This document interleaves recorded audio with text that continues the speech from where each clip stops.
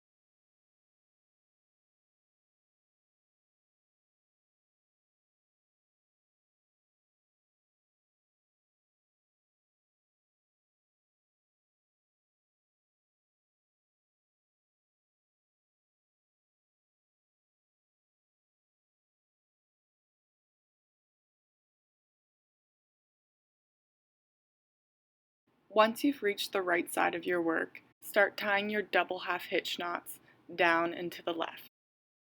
Stop once you get to the center of your work.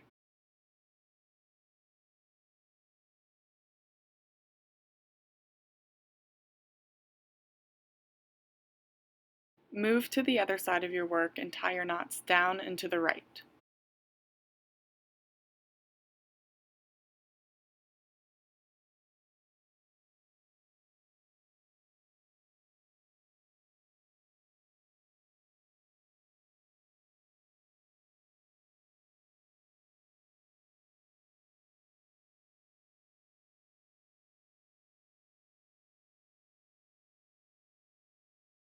Tie the two filler cords together in the middle of your heart.